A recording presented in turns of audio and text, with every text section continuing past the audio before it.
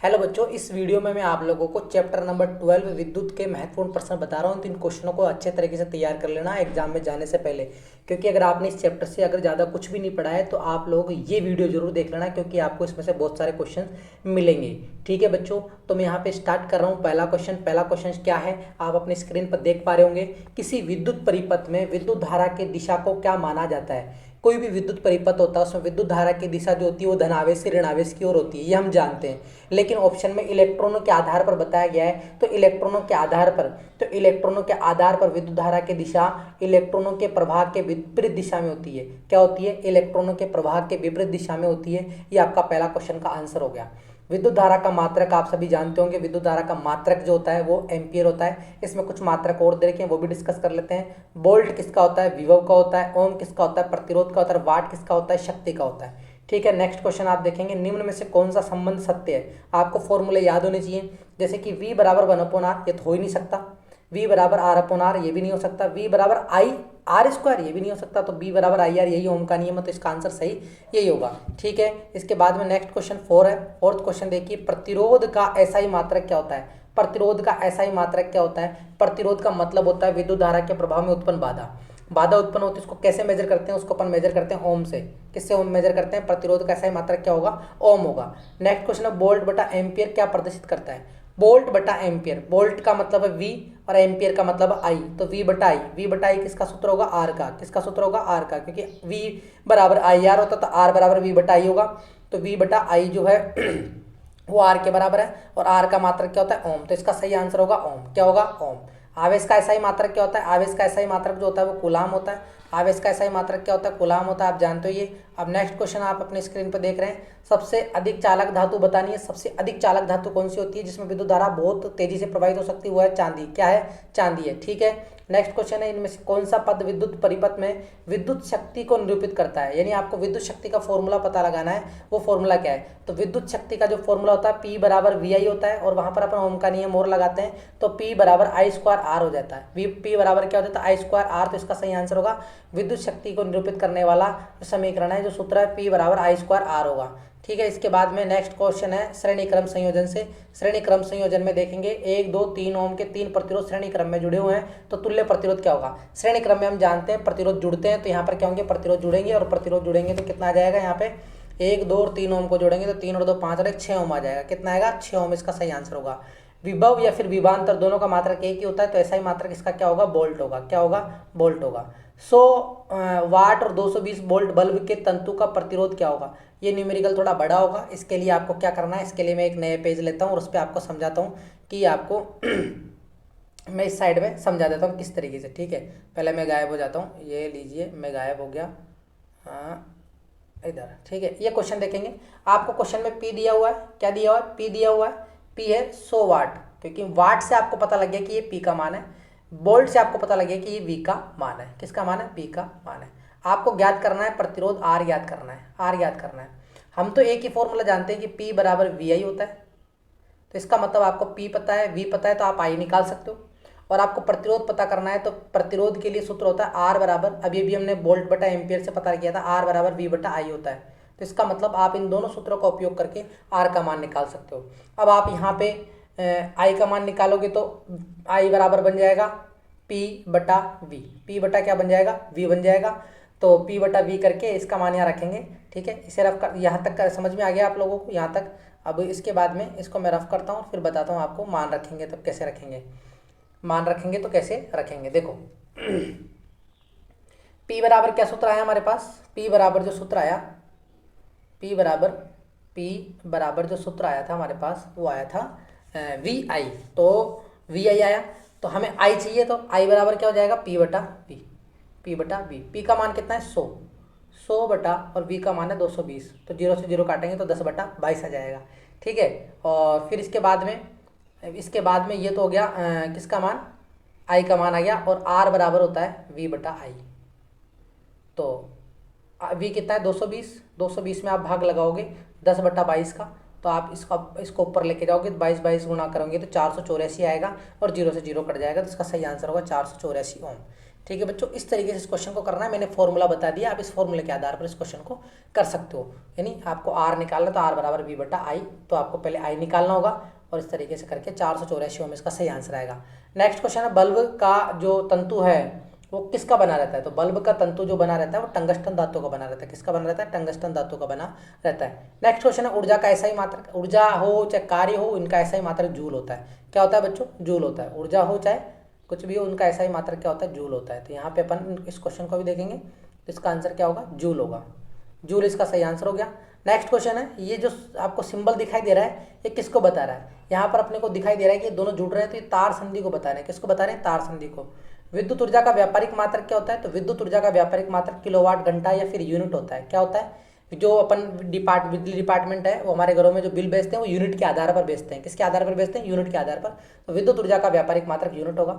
एक कूलाम आवेश में कितने इलेक्ट्रॉन होते हैं? तो एक कूलाम आवेश में 6 × 10⁸ इलेक्ट्रॉन होते हैं। रट लेना इसको, एक कूलाम आवेश के अंदर 6 × 10⁸ इलेक्ट्रॉन होते हैं। और आपसे पूछ लेंगे एक यूनिट में कितने जूल होते हैं, तो ये भी रट लेना, 3.6 × 10⁶, 3.6 × 10⁶ जूल होते हैं। ठीक है, फिर नेक्स्ट क्वेश्चन है। नेक्स्ट क्वेश्चन से पहले ये जो है इनको मैं मिटा देता हूँ। आप देख रहे हैं 18वां प्रश्न देख रहे हैं। 18वें प्रश्न में विशिष्ट प्रतिरोध या प्रतिरोधकता का मात्रक बताना है। तो विशिष्ट प्रतिरोध या प्रतिरोधकता का मात्रक क्या होता है? अगर विशिष्ट जुड़ जाए, प्रतिरोधकता जुड़ जाए, तो आपको ओम को मीटर से गुणा कर देना, तो इसका सही आंसर होगा ओम गुणा मीटर।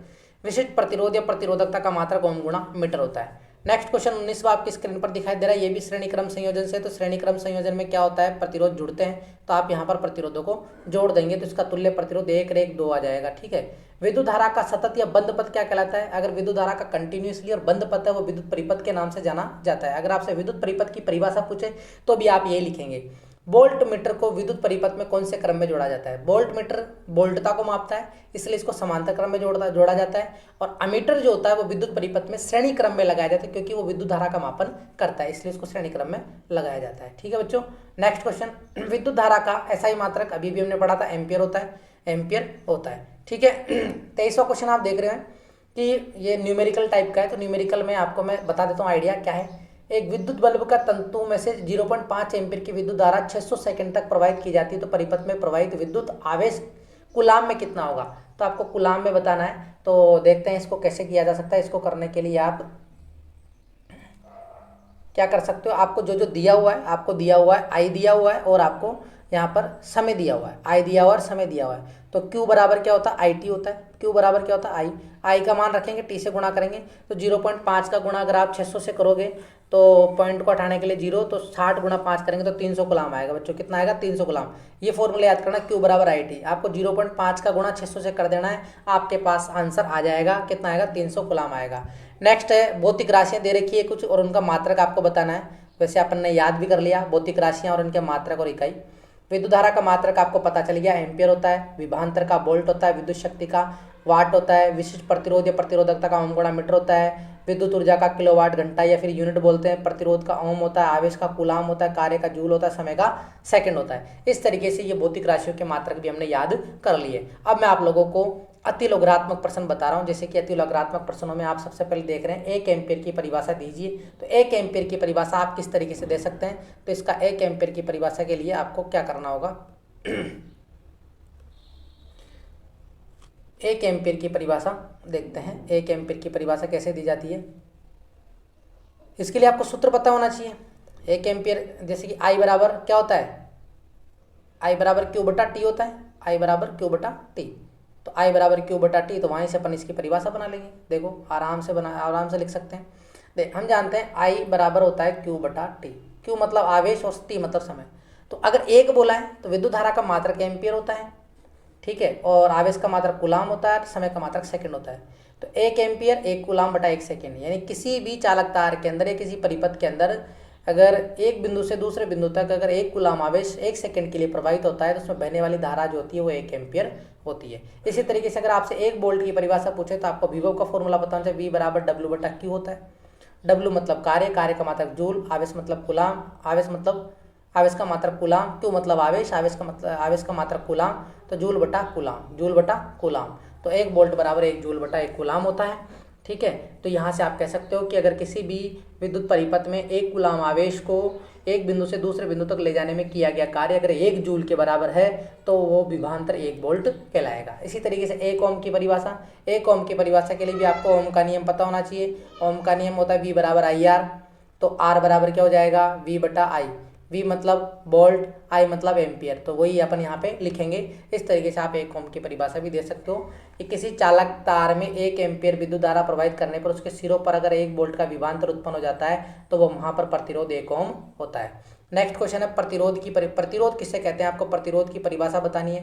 प्रतिरोध क्या होता है, किसी भी पदार्थ का एक ऐसा गुण होता है जो ये बता रहा है कि जो आवेश बह रहे हैं उनमें कितना विरोध हो रहा है, कितना उसमें कितना विरोध हो रहा है, तो ये गुण को प्रदर्शित करता है। प्रतिरोध कैसा है, मात्रक ओम होता है, इसको अपन शिवलिंग बना के ऐसे प्रदर्शित करते हैं। नेक्स्ट क्वेश्चन है अमीटर को विद्युत परिपथ में कौन से क्रम में लगाया जाता है, मैंने अभी भी आपको बताया श्रेणी क्रम में लगाया जाता है। धारा नियंत्रक किसे कहते हैं, धारा नियंत्रक का मतलब है जो धारा को कंट्रोल करता हो। विद्युत परिपथ में प्रतिरोध के मान को बदलकर अपन क्या कर सकते हैं, धारा को कंट्रोल कर सकते हैं, वही धारा नियंत्रक कहलाता है। नेक्स्ट क्वेश्चन है ओम के नियम से संबंधित दिए गए परिपथ में आपको x और y का मान लिखना है।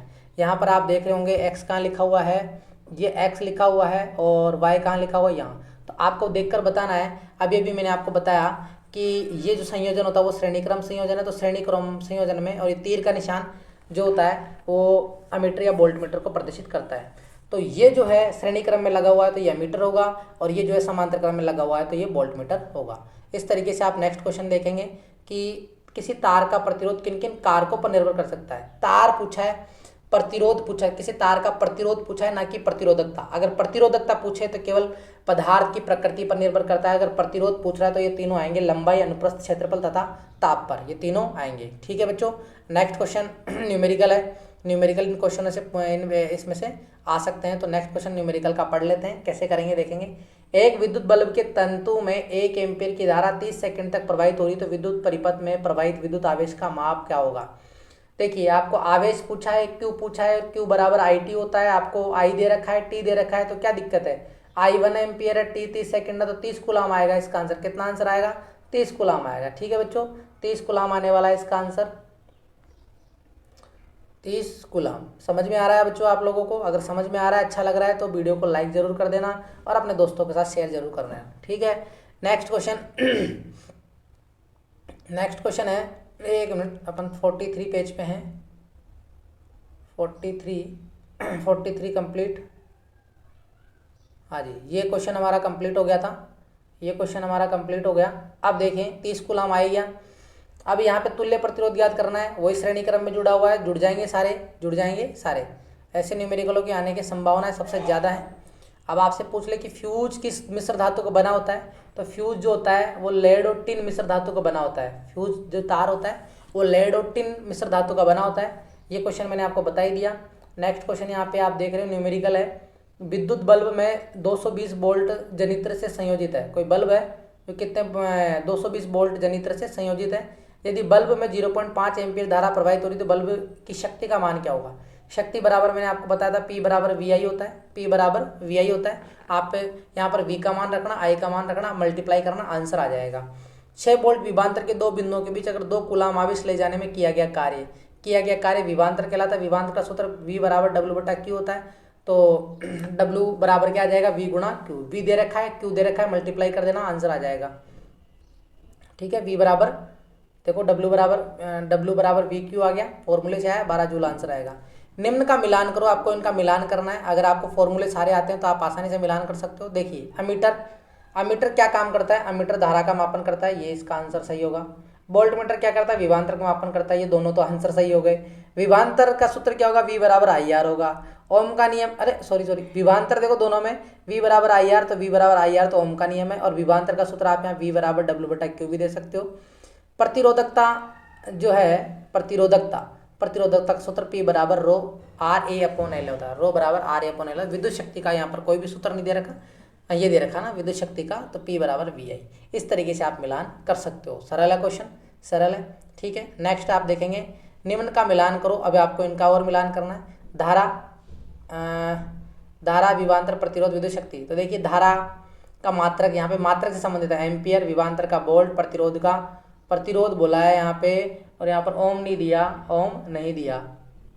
विद्युत शक्ति का आप यहाँ पर एक बार इस क्वेश्चन को पूरा देखना होगा।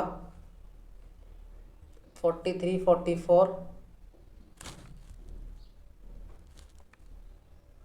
इस क्वेश्चन को पूरा देखते हैं। हाँ जी, ये भी दे रखा है, तो ये आप कर सकते हो यहाँ पे ऑप्शन से, इसमें आपको कोई डाउट नहीं रहेगा, ये आप कर सकते हो ना। ठीक है, इसके बाद का नेक्स्ट क्वेश्चन बता देता हूँ मैं आप लोगों को।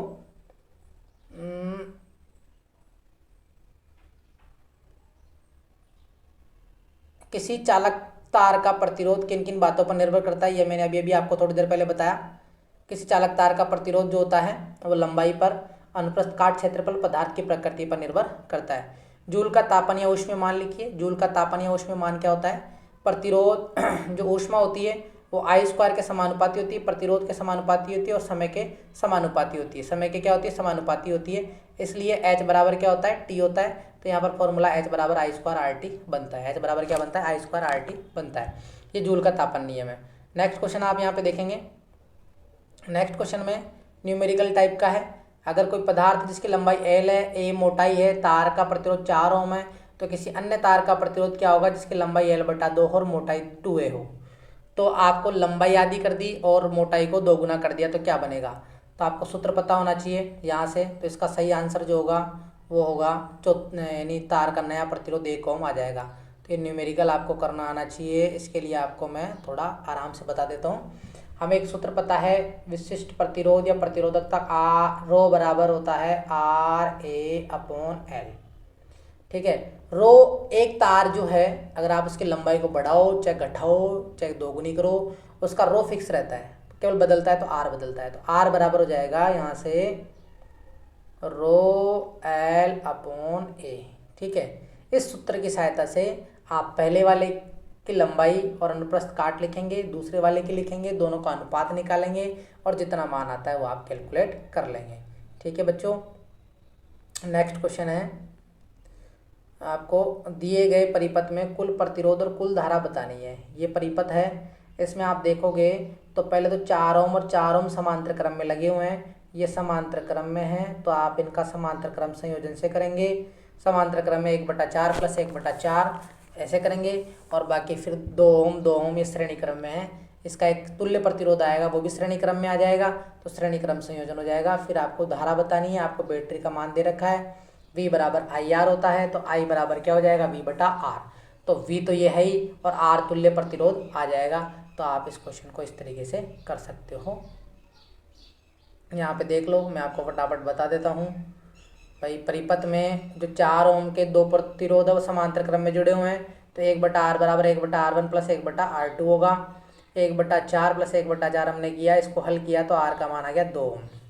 और 2 ओम के 3 प्रतिरोध श्रेणी क्रम में है, तो श्रेणी क्रम में है तो ये जुड़ेंगे, तीनों जुड़ेंगे और यहाँ पर 6 ओम आएगा। तो परिपथ में प्रवाहित धारा क्या होगी? V बराबर IR, तो V बराबर दे रखा है, R बराबर दे रखा है, तो I बराबर 2 एम्पियर आ जाएगा। कर लोगे बच्चों इस क्वेश्चन को? चलो नेक्स्ट क्वेश्चन है, किसी 4 ओम प्रतिरोध से प्रति सेकंड 100 जूल ऊष्मा उत्पन्न हो रही है, तो प्रतिरोध के सिरों पर विभवांतर क्या होगा? इसके लिए आपको ये वाला फॉर्मूला आना चाहिए, H बराबर I स्क्वायर RT।